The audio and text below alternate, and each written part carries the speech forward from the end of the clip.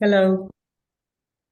All right, it is 6 o'clock, so let's get started. Thank you all for joining tonight. My name is Nancy Toohill. I'm the peer facilitator for the Breast Cancer Let's Talk About It group, and very excited to have a program tonight called The History and Advances in Radiation Therapy. But before the presentation begins, I'd like to tell you a little bit about SHARE. We are a national nonprofit that supports, educates, and empowers anyone who has been diagnosed with women's cancers and provides outreach to the general public about signs and symptoms, because no one should have to face breast, ovarian, uterine, cervical, or metastatic breast cancer alone. For more information about upcoming webinars, support groups, and our helplines, please visit our website at sharecancersupport.org. We ask that all participants stay muted during the program tonight. You're welcome to submit questions in the chat, or you can come off of mute and ask a question, but just know that if you do speak during the program, you will be recorded. We are recording the program this evening. So encourage people to ask questions in the chat, and then I'll ask them of our guest speaker, but up to you. The program will be recorded. It'll be available on the SHARE website in 1 to 2 weeks. And now I'd like to hand it over to our guest speaker who will introduce herself, Dr. Godette. Thanks for joining us tonight. You're welcome. Thanks for having me. My name is Karen Godette. I'm the Director of Radiation Oncology at Emory Midtown and part of the Winship Cancer Institute. I went to Howard University Medical School and graduated radiation oncology residency from Columbia. And I've been at Emory ever since. And so I'm pleased today to talk to you about the advances in radiation oncology, because radiation therapy has come a long way from when I started radiation. So first, I'm just going to give you, I have no disclosures. And this is a picture outside of the Winship Cancer Center at a Clifton campus. And I'm in the center at the new cancer tower that's downtown, and I'll show you that as we go on. But I said I have no disclosures.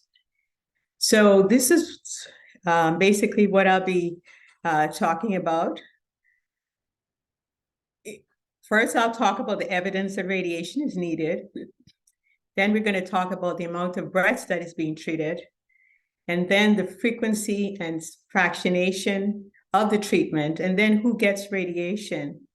I know many times the patients are in the waiting room and they're discussing their cases, and they want to know why one person is getting more treatment than the other, and what does that mean? So I'll go into some of that in my discussion. So what is radiation? Radiation is basically a high energy X-ray treatment. That's it basically. And I like to compare it to the difference between a microwave and a regular oven would be the same thing, difference between a regular X-ray and the radiation treatments. It's just a really much higher energy than a regular X-ray.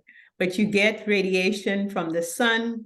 I know many people are scared to get radiation from a mammogram, but what you get from a mammogram is nothing compared to if you're flying or actually in the sun. So how does radiation work? Radiation damages genetic material of the cell. Basically, it's the DNA, and it has 2 strands. And this just shows it damaging the one strand, but you could get damage to one strand, or you could get damage to both strands. And so after the cell is damaged, there are many different options. Healthy regular cells, you can see the above, healthy regular cells, they can repair themselves properly. So patients always ask, we're damaging all the cells, what happens? The healthy cells are going to repair themselves. The other options are the cells could die, or the cells, so it's damaged beyond repair, or the cells could be repaired, but not repaired correctly. So there are many different options when the radiation hits the cell, but just remember, it's the cancer cell that the radiation is hitting, and it's the cancer cell that we're trying to damage the DNA, not the regular cells. They repair themselves. And I can't talk about radiation without talking a little bit about surgery and how that's changed over the years. Many, many years ago, breast cancer was treated with a modified radical mastectomy. And what that means is they didn't only remove the muscle, the breasts, but they also removed the muscle beneath the breast. So you can actually see the ribs here. And then they did a lymph node dissection and they took out like 12 to 20 lymph nodes. Later, they decided they didn't need to remove the whole breast. They would just remove the area where the tumor was, which is a lumpectomy, and check the lymph nodes in the axilla and treat the whole breast. And finally, we had a lumpectomy and a dissection and no radiation. So NSA-B06 compared all these three groups. And here you see you have a mastectomy, surgery, no radiation. You have the whole breast with radiation, and then you have the breast without radiation. And what did that show? It showed that overall, your survival and disease-free survival was affected by the treatment that you got.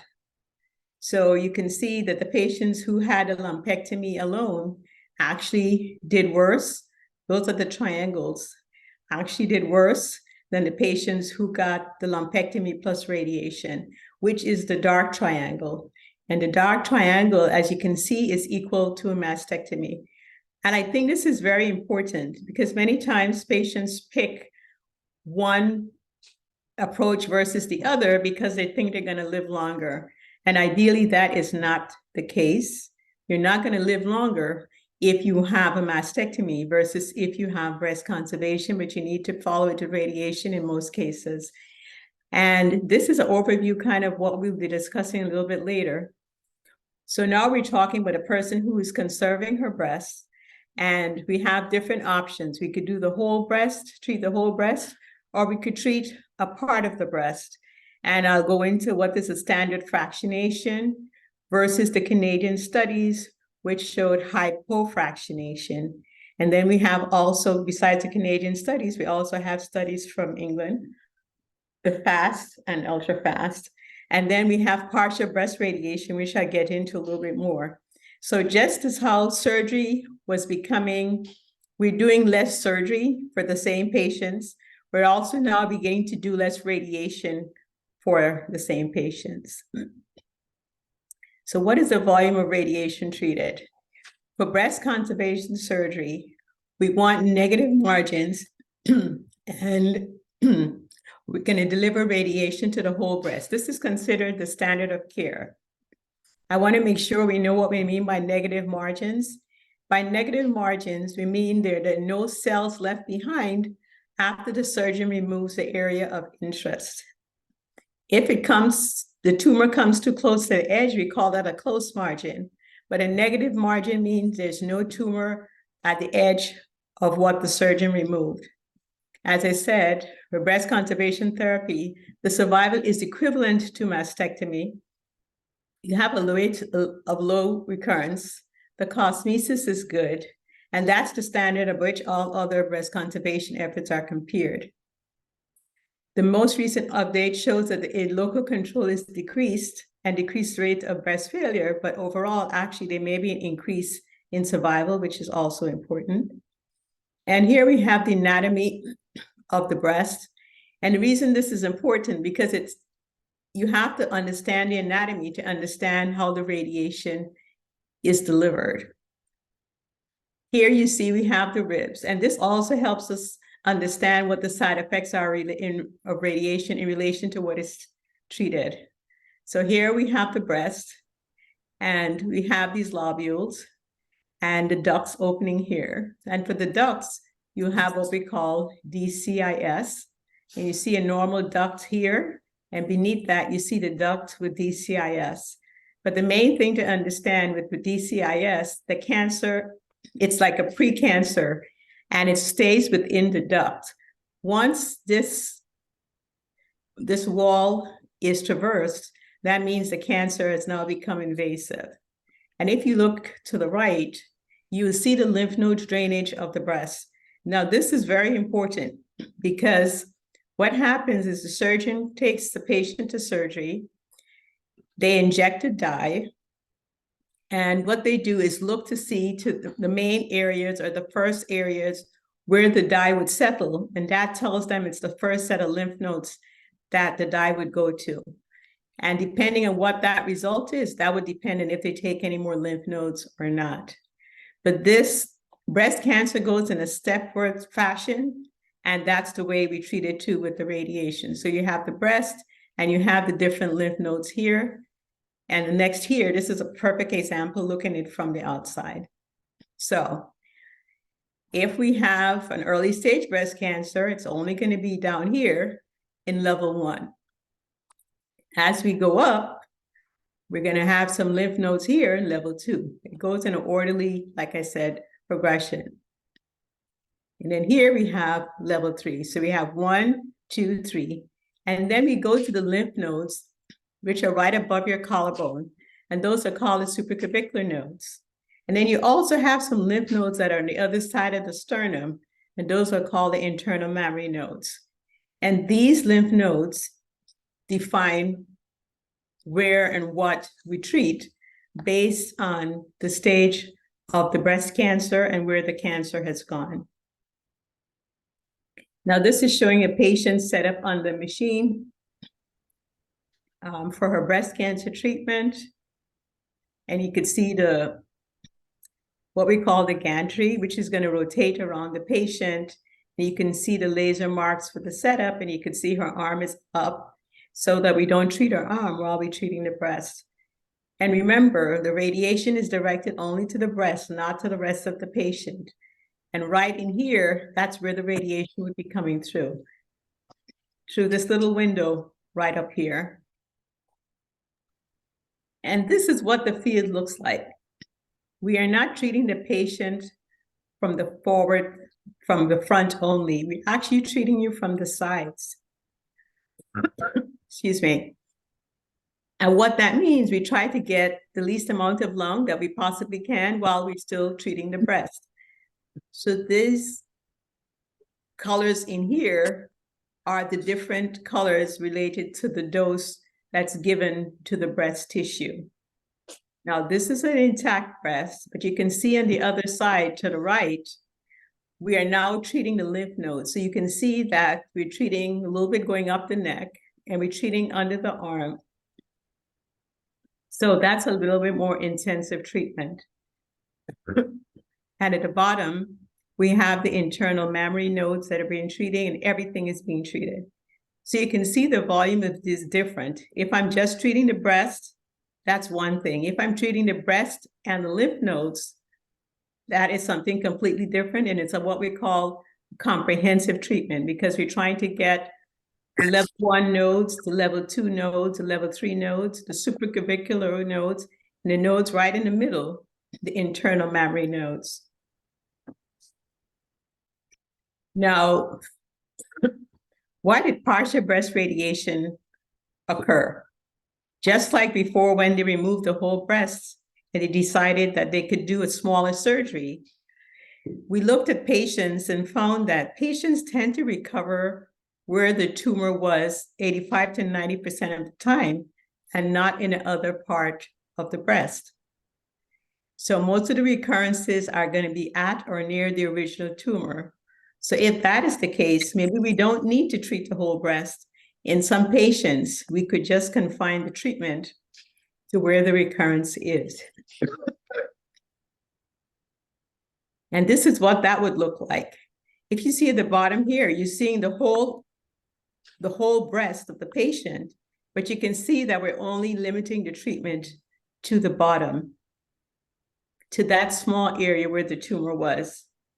And you can also see that above here, again, we only limited it to the tumor, and here you see the different fields of radiation coming in. But again, we're not treating the whole breast. And what that means, the underlying structures like the ribs and the heart, you're saving some of that, and the lung, from the radiation, because you're not treating the whole breast. So in terms of fractionation, what does that mean? The fractionation is basically the dose that we give every day, and the number of fractions gives us the total dose. So the standard has always been 25 fractions, which is basically 5 weeks. It's a 5-day week for us. And then we give a boost to what we call to the tumor bed, which is basically just the tumor cavity. And we boost that for 5 to 7 fractions. And here's where the margin comes in. If the margins are negative, we would give 5 fractions. If the margins are close, we would give 6 fractions. And if the margins are positive, we would give 7 fractions. So what that means is the person can be treated somewhere between 5 weeks to 6.5 weeks of treatment. So this is the standard by which, this is what I trained with. This is like the standard. This is the gold standard. And this is what we are judging all other fractionations from. So now we have something called accelerated radiation and partial breast radiation. Accelerated means the time is shorter than the 5 to 7 weeks that we just mentioned. In some cases, the treatment could be completed in 5 days or less. But just remember, the smaller the fraction, the smaller the number of treatments, it's a larger dose of radiation the person's getting every day. And I'll show you some more examples of that. And partial breast radiation, like you mentioned, is treating a portion of the breast, like the lung cavity, and not treating the whole breast like we just saw.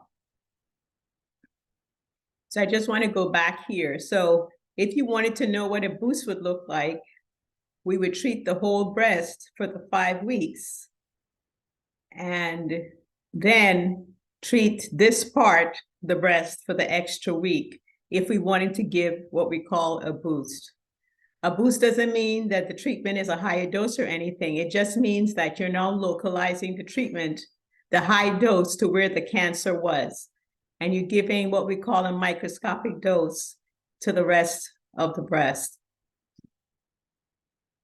So some of the different fractionation schemes we're using now. So like I said, the 5 weeks is generally like the standard, Monday to Friday, off weekends and holidays. What we're doing a lot more now is hypofractionation. So we've cut down from 5 weeks. We're now doing 3.5 weeks. But you can see the daily dose has gone up from 1.8 to 2 gray. These are the units that we use. It's now gone up to 2.66 gray per fraction. And some of the other schemes that are used are schemes from the UK. There's a UK fast forward and a UK fast.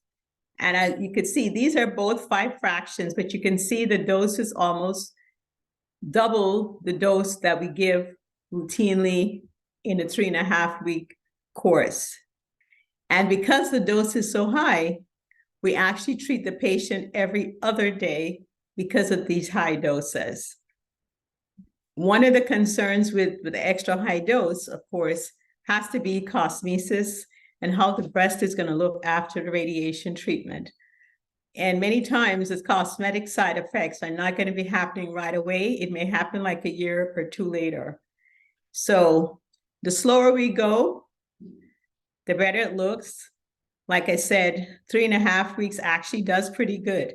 It looks sometimes even better than 5, but the shorter treatments that are only 5 fractions and every other day, the cosmesis is generally not as good as the daily treatments. So what are some of the advantages or disadvantages of treating a part of the breast or treating it quickly? Disadvantages is there's some technical issues. There are cosmetic issues in the sense that because you're treating one area and you're giving such a high dose, you can have what we call fat necrosis, meaning that after you're done, you're feeling a lump in that area. And many times the patient is concerned that the breast cancer may have come back. Now, when we treat part of the breast, of course, there's always a chance that the patient could fail somewhere else in the breast. And these studies have smaller number of patients and shorter follow-up. Now, what are some of the advantages of partial breast radiation?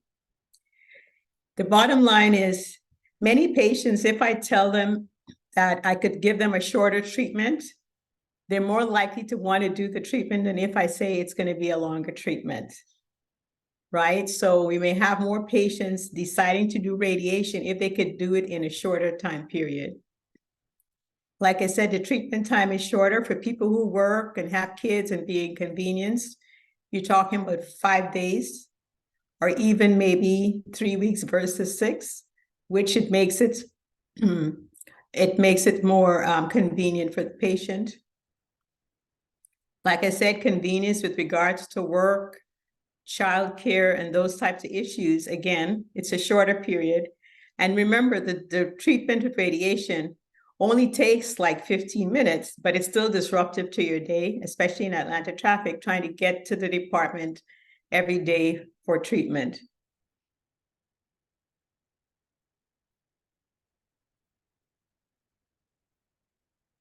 The cost is less because you don't have that many treatments. So of course, the cost is less compared to the daily treatments.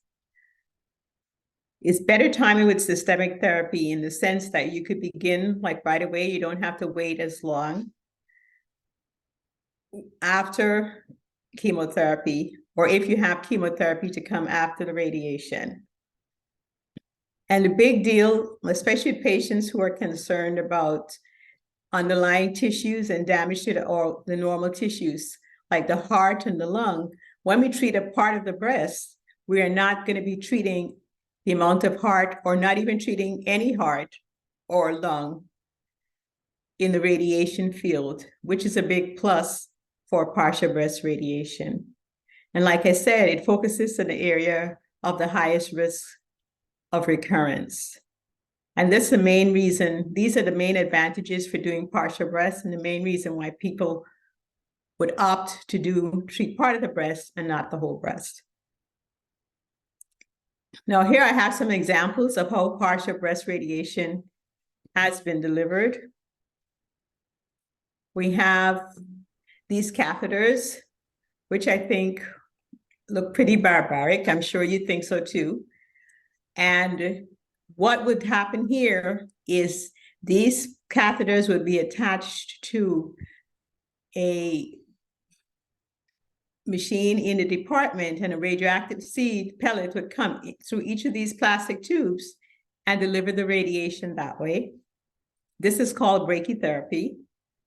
We tend not to do this anymore because we have other ways of doing it. Right here, this is different. This is a balloon that's placed in here. You can see the cavity where the surgical incision is. This is called a mammocyte. And what we did is there's a balloon that's blown up on the inside where the surgeon removed the lump. And the radioactive pellet goes through this tube to treat the patient and then come back. This radiation actually, because I did quite a few of these for several years, this is done twice a day for 1 week, and then the balloon is removed. So this is mammocyte brachytherapy. Again, we're treating just the part of the breast where the tumor was in both cases.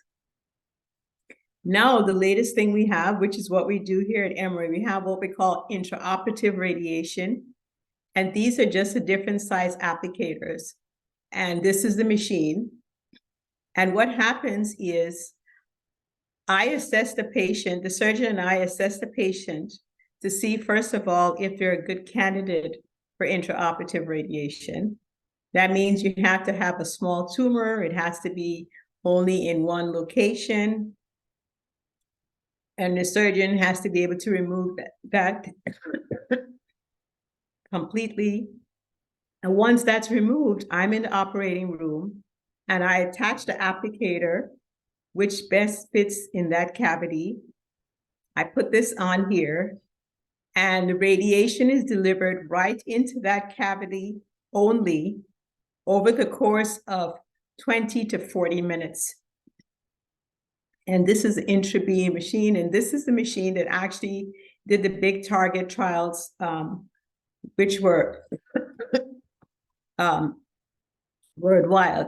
So this is the intrabeam, and this is the intraoperative radiation, like I said, which we do now.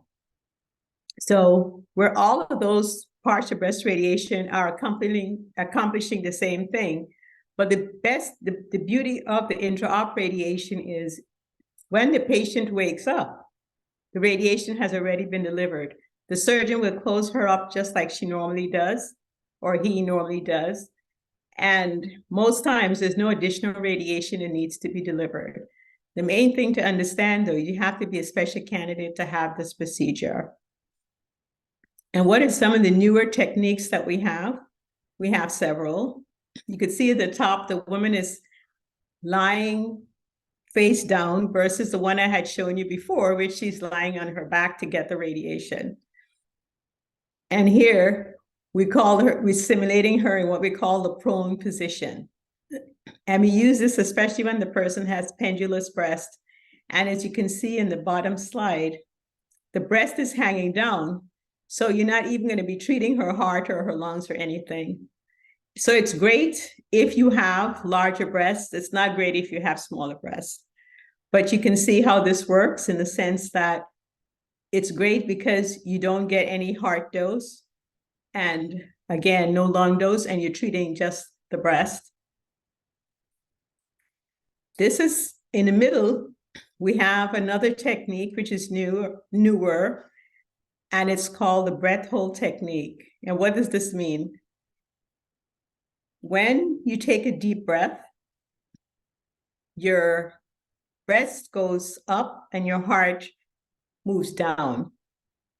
And so what we do when we do the planning is we watch to see how you breathe and ask you to take a deep breath. And you can see here, this is the standard. If we ask the patient not to take a deep breath, you can see her heart here.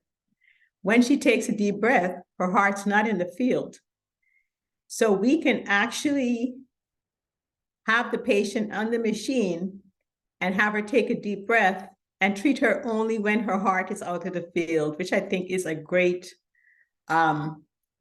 technique if it can be done. Not all patients can do it, and you don't have to hold your breath for 10, 15 minutes. They do it in short spurts. They ask you to hold your breath, then you let go. You hold your breath, and then you let go. And we watch to see how the heart comes out of the field, and you get treated only when the heart is out the field.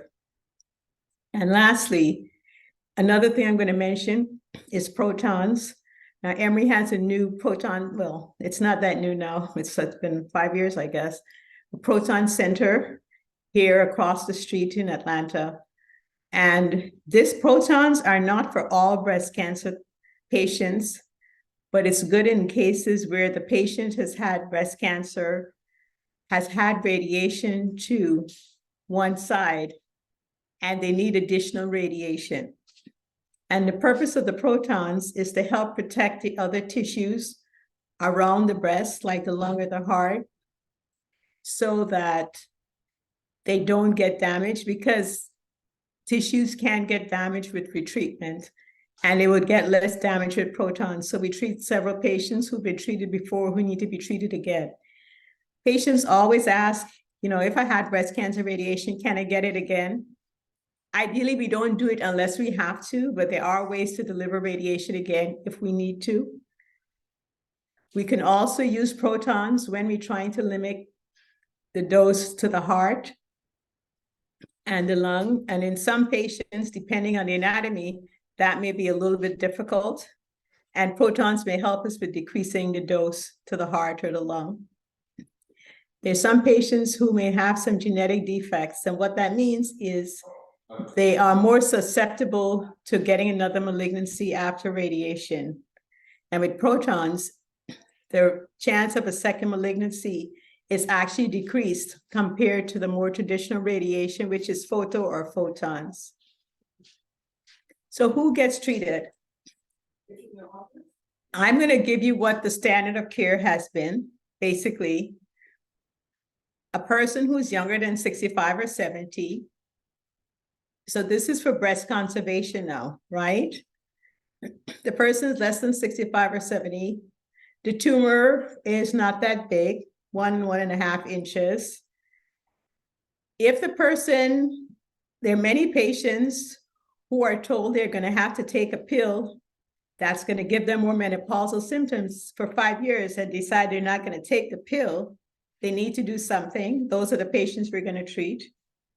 We're going to treat the patients where there's some cancer cells left behind, like I said, the positive margins. And then the patients who need chemotherapy that are high risk of failure, like the patients who have cancer that's gone to the lymph nodes, or sometimes the surgeon didn't check the lymph nodes. And there are other genetic testing, genomic assays that we do, like an oncotype or mammoprint, that tells us how aggressive the tumor is going to be, and they're going to need chemotherapy. Those are the people that we're going to be treating the whole breast. Now, why do we treat patients after mastectomy? This is really important because many patients have a mastectomy thinking they're not going to need radiation later. And there are indications for when you need radiation, even though you've had a mastectomy. I know it's hard to believe, but breast cancer can recur even if the breast is gone right in the chest wall. So sometimes there may be some cells left behind, what we call positive margins. If the skin was involved or the muscles were involved, or you had what we call an inflammatory carcinoma that just kind of goes crazy and is pretty rapidly growing, you're going to need radiation after. If you have a large tumor and a node that's positive, or a large tumor and you're premenopausal, or remember I mentioned that the lymph node has I didn't mention this, but the lymph nodes also have a capsule. And sometimes that capsule can be breached, what we call extracapsular extension. All these things are higher risk. The patient may be triple negative or HER2 positive, or have nodes positive after chemotherapy. So there's some patients that are going to go to get chemotherapy before surgery, and some patients that get chemotherapy after surgery. If you have a positive node after chemotherapy, you're definitely going to need radiation. If you had a positive node before chemotherapy and it's now negative after chemotherapy, that is now being studied to see if you need radiation. But right now, we treat all the patients who were positive even before chemotherapy. And like I said, if you do the genomic assay and you have a high or intermediate risk.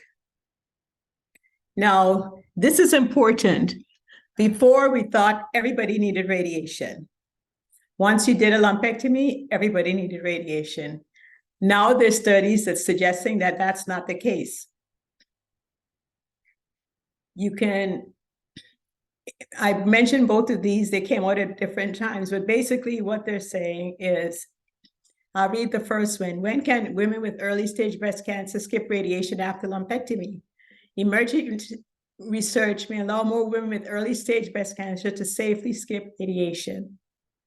So in that study, they studied 500 women, and they saw the recurrence was not much different if you skipped radiation, but you needed to take those pills I mentioned for 5 years. Okay, so that's the big thing. You can't skip radiation and do nothing. You have to do something. But if you have an early stage breast cancer, it hasn't gone to the lymph nodes, you're not premenopausal, you may be in that group of patients who may not need to have radiation after lumpectomy if you're going to take an estrogen pill or if you are estrogen positive. In the next article, it's omitting postoperative radiation with whole breast irradiation may not compromise 10-year overall survival or increase the risk of developing metastasis. And this is in women 65 and older. They found that in low-risk patients, breast-conserving therapy plus tamoxifen with or without whole breast radiation resulted in a 10-year local recurrence rate of 2% with radiation versus 9% without it. So you can see, so still a little bit more if you don't get radiation, but it's not enough to affect your survival from breast cancer. So the bottom line is everybody does not need radiation. If you're offered radiation, you want to make sure you know which category you fall into. You know, when you send for radiation evaluation, it's okay to ask if you could do a partial breast versus the whole breast. And if you fall into, if you have that criteria, but remember, you have to fit the certain criteria. You have to have a small tumor, a tumor that's not going to need chemotherapy and such. What are some of the side effects of radiation? You can have what we call a pneumonitis, excuse me. And a radiation pneumonitis may happen 6 to 8 weeks after radiation is delivered. And it's symptomatic about 6% of the time. At the other times, you can have scarring in the lung, but it's not symptomatic. But basically what it means is you feel like you're coming down with the cold or the flu, you may have a cough and some shortness of breath, and they take a picture and see changes in the area of the lung that received the radiation. That is treated with a course of steroids and sometimes antibiotics. So that's the pneumonitis. You can also have arm edema or lymphedema. Your risk of lymphedema is not only determined by radiation, it's actually determined more so by the surgery before the radiation and the number of lymph nodes that are removed. Right now, surgeons do sentinel node biopsies, so they're not taking 10, 12 nodes. They may sample 2 or 3 as needed.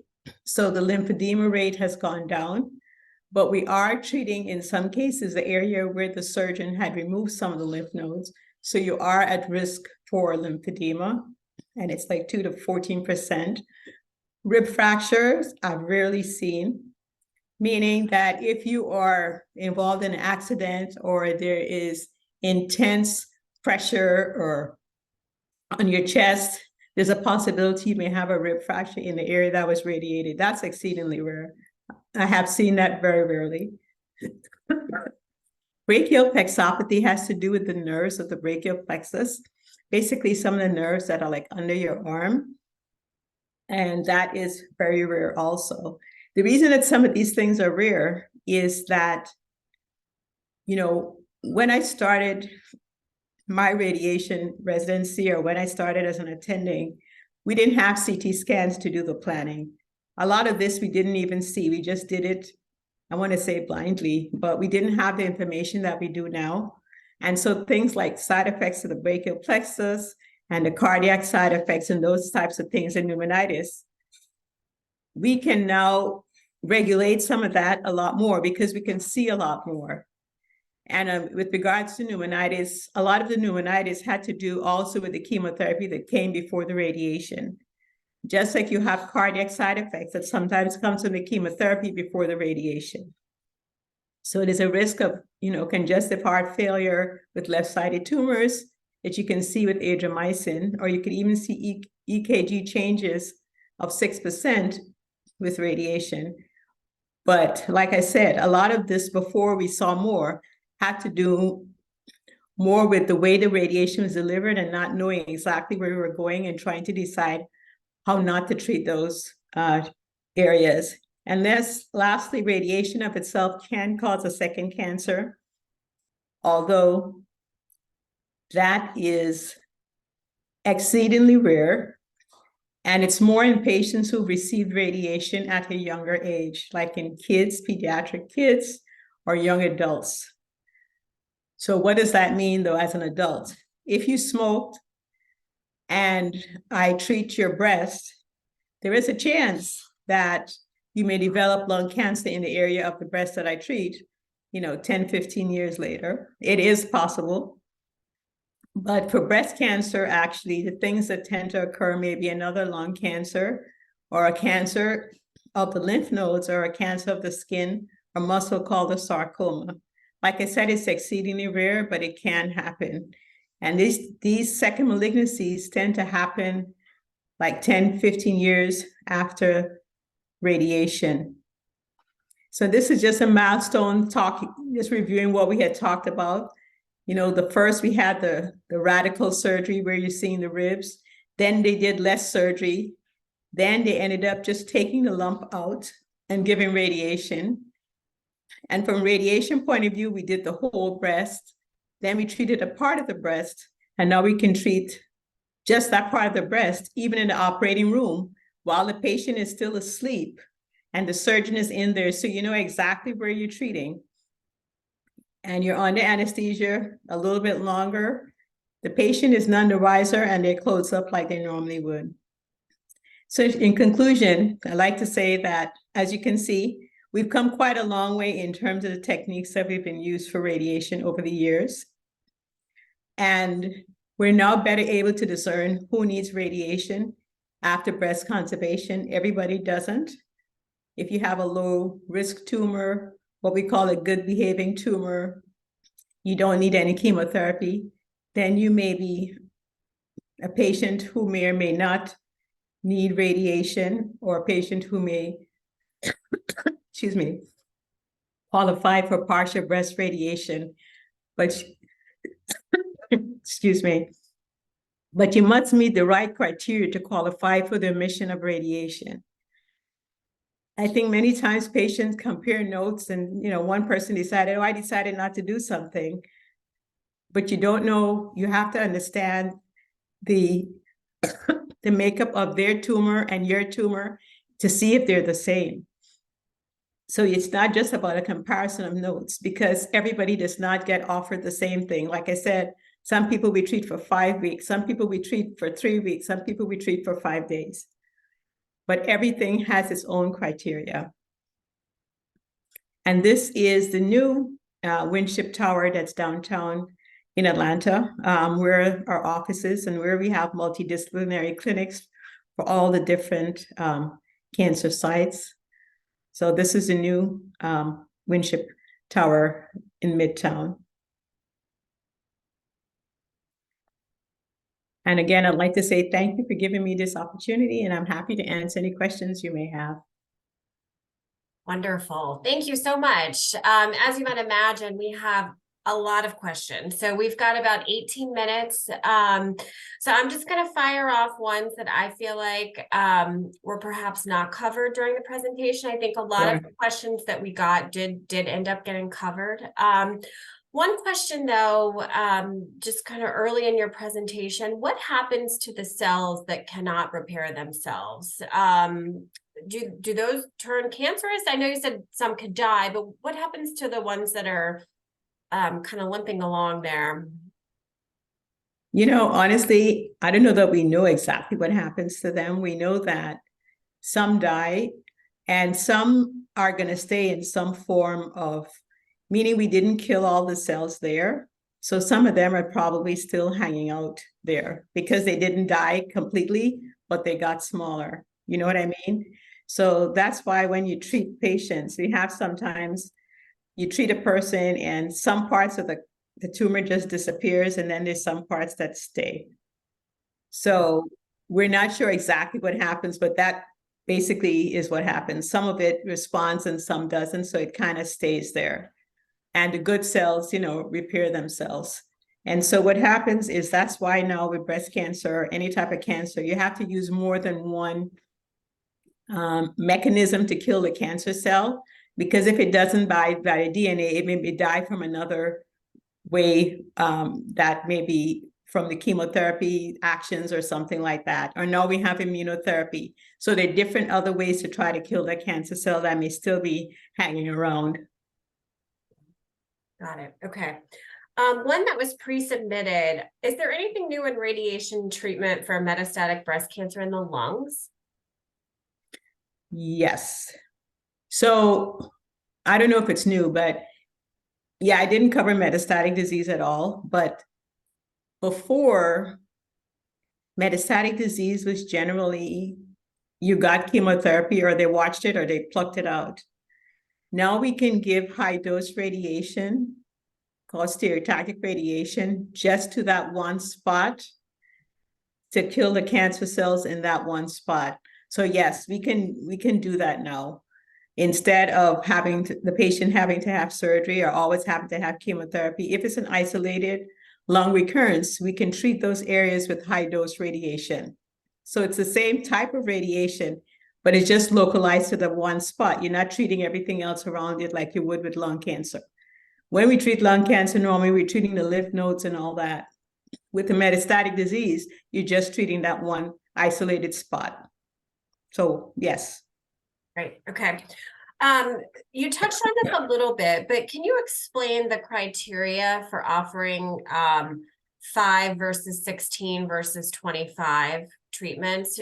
Who gets what there? Okay, so a lot of this too is departmental. I could tell you our Emory policy. Now, in terms of 5 weeks versus 3.5 weeks, 3.5 weeks now is our standard go-to. But the patient is offered 3.5 weeks. We're not trying to treat the lymph nodes, so we're treating a smaller area. And that's basically the big difference between the two. Or sometimes, so that's going to be one of the main things. If we're just treating the breast, we don't have to treat the lymph nodes. We're going to offer you 3.5 weeks now. That's the 5-week course for patients who we're treating. We have to treat all those lymph nodes. You can see that the volume of treatment is way greater when we have to treat all of the lymph nodes. So we have to go slower.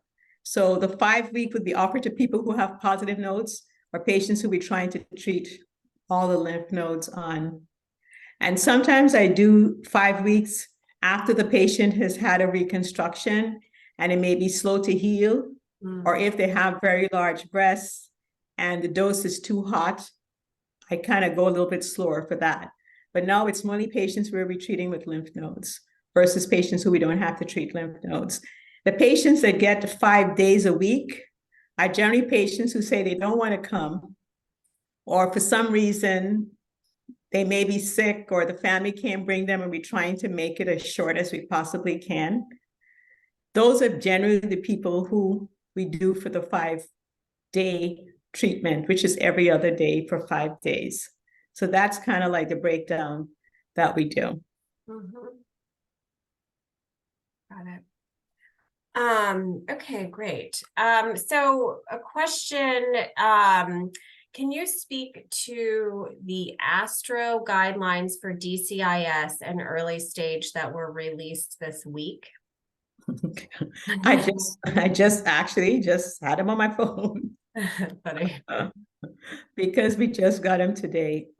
What I'm going to say is ASTRO generally is a little bit more conservative than some of the other organizations, meaning the College of Breast Surgeons, the Brachytherapy Society, and those other societies are a little bit more aggressive in terms of what they treat with regards to breast cancer compared to ASTRO. And so before ASTRO, DCIS was not recommended. It was suggested that you could do it, but it wasn't recommended that you could do DCIS. And one of the reasons is that the studies that looked at partial breast radiation did not have DCIS patients. It was patients who were treated with invasive breast cancers, not DCIS. So in terms of the side effects now, in terms of what they strongly recommend or should. For DCIS, the one thing that was an issue had to be with the size of the DCIS and the grade of the DCIS. And high-grade tumors you are not recommended to treat versus, yeah, so that's what they're saying now. So they're saying you can't, it's conditionally recommended for grade 3 tumors, which are higher grade, and ER negative tumors. We tend to do partial breast radiation actually right now in the patients that have what we call good tumors, meaning that they're receptor positive. They're saying right now you could do it in a estrogen receptor negative tumor and a grade 3 tumor, but it has to be conditional. It has to be a small tumor, and then you have to be appropriate if you have negative margins.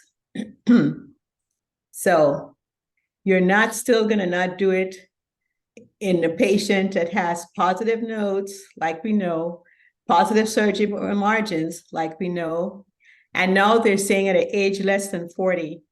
Astro before, the age initially was 65, then they went down to 60, and now they're saying that at age less than 40 is actually going to be okay.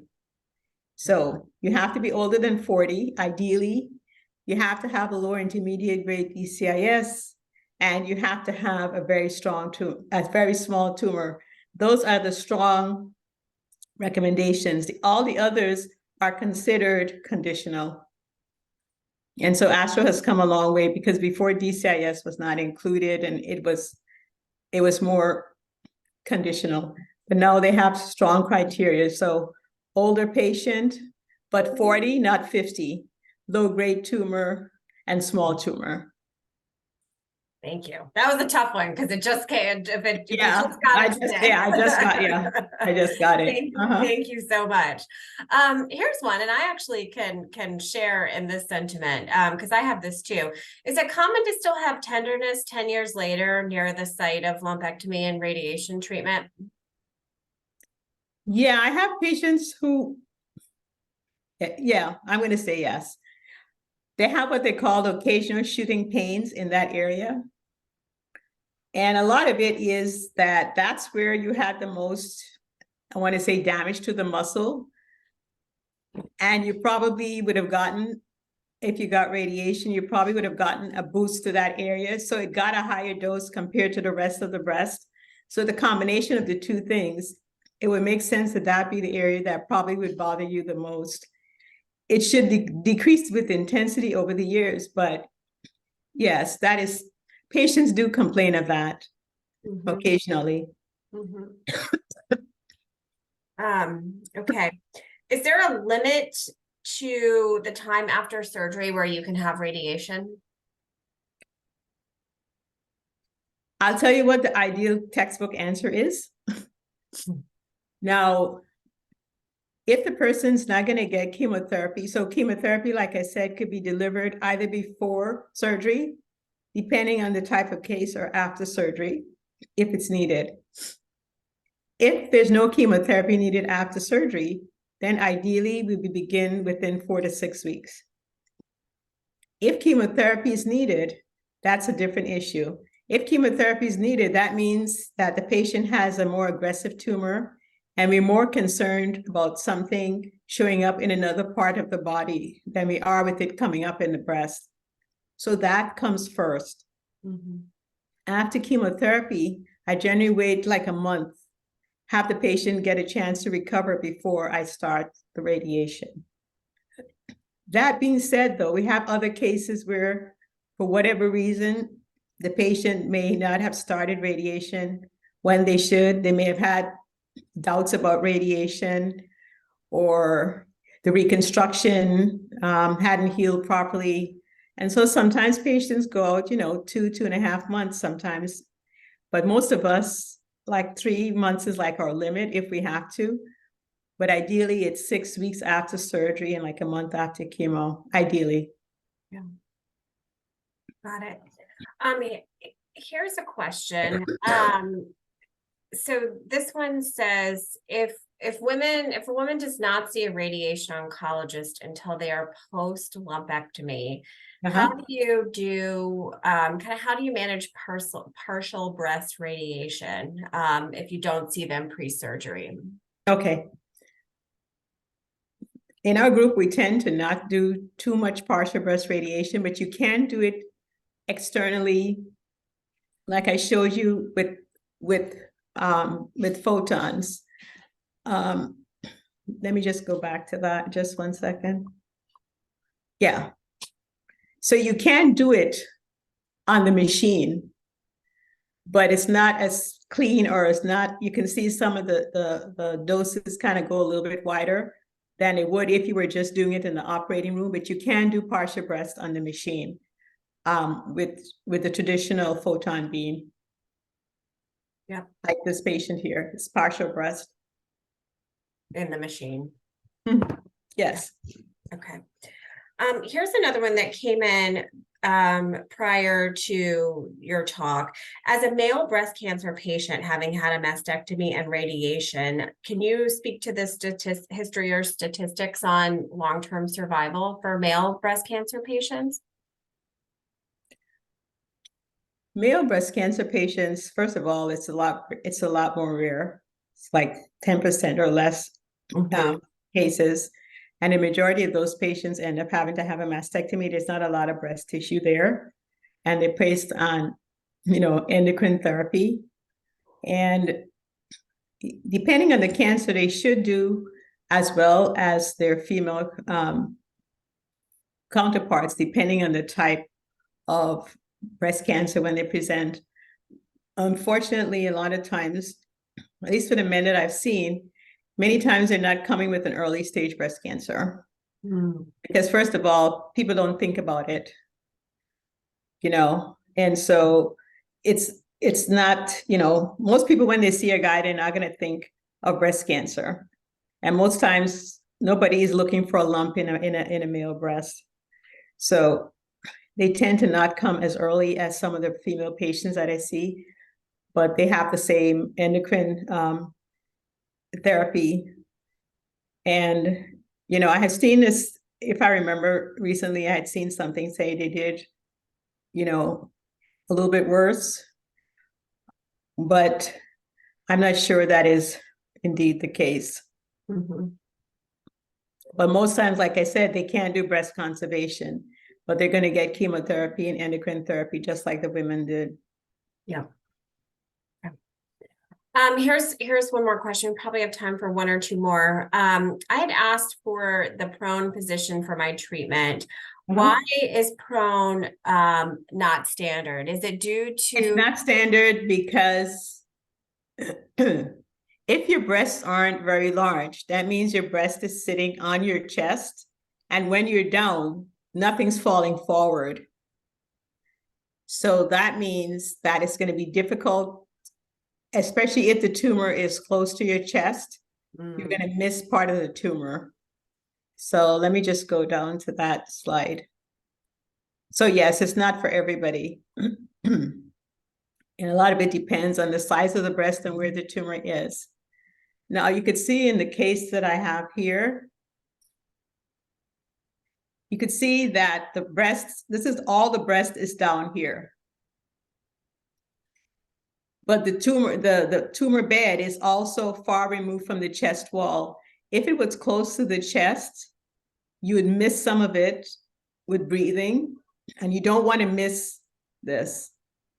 And you can't go very deep with this beam. You could only treat up to the ribs. So it's not for everybody. And depending on the equipment, there's like a thick sponge like thing to bolster the patient. And for some patients, when you do all that, it's taken away from some of the breast. If you see with her here, when you're lying, all of the breast, there's still some of the breast or chest wall that is still not going to go through that aperture. So it's not for a lot of patients, it's not going to work for, basically. You have to have breasts that are going to be able to hang down and the cancer not be close to the chest wall. Yeah. Yeah. All right, last one. Can you have intraoperative radiation if there is lymph node involvement? We would not do it if we know there's lymph node involvement, no. Because, oh, I just want to say one thing. When we do intraoperative radiation, there are some cases where we still need to give whole breast radiation later if the patient turns out to be a higher risk than we thought. So if for some reason we didn't know there was a lymph node that was positive and we find out later, we're going to treat their whole breast and the lymph nodes. But if we know there is a lymph node involved, we would not do it up front. No. And so you get, sometimes the pathology comes back and then you have to do more radiation. Is that what you're saying? Right. Yeah. Right. Yeah. So we do more radiation if the surgeon did not remove all the cells and we ended up with a positive margin even after intra-op. We would do it. We would treat the whole breast later, and we would treat the intraoperative radiation like the boost. Got it. And if the patient has to have chemotherapy, anything that puts them into a higher risk category, that would mean that we would have to give whole breast radiation later, and that would not be enough. Excuse me. All right. Well, thank you. We could probably ask you 100 more questions, but we'll be respectful of your time and say goodnight. Thank you so much, Dr. Godette, for joining us, and thank you to everybody who participated and asked questions. This was incredibly informative. It's always so great to hear from physicians like you and to really kind of get a better understanding of all the treatments that are available to us. So thank you again. I hope that everybody will join us next month. We're just going to have a really informal check-in, end of year celebration, check-in, talk about what anybody wants to talk about, see how everybody's doing. So hopefully you'll join us for that, just to have a catch up before the end of the year. But thank you again, and I hope you all have a wonderful. Thank you for having me. Take care. Thank you. Good night. Bye. Bye.